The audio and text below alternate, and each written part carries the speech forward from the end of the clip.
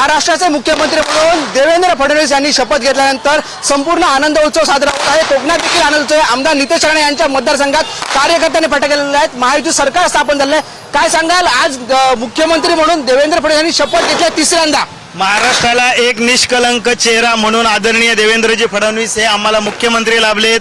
समस्त भारतीय जनता पार्टीच्या वतीने आम्ही पुन्हा त्यांचं एकदा अभिनंदन करतो।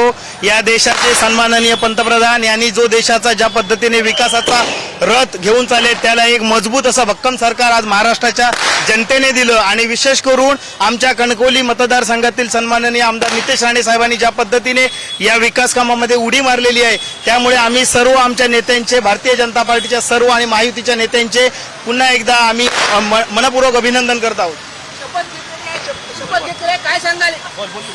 माननीय मुख्यमंत्री देवेंद्र फडणवीस यांना पद देऊन माननीय नरेंद्र मोदी साहेब, आमचे गृहमंत्री देशाचे अमित शाह यांनी जो विश्वास टाकलाय तो नक्कीच देवेंद्र फडणवीस साहेब सार्थकी करतील आणि एक भाजपला मुख्यमंत्री पद मिळाल्यामुळे भाजपच्या कार्यकर्त्यात आनंद ओसरलाय।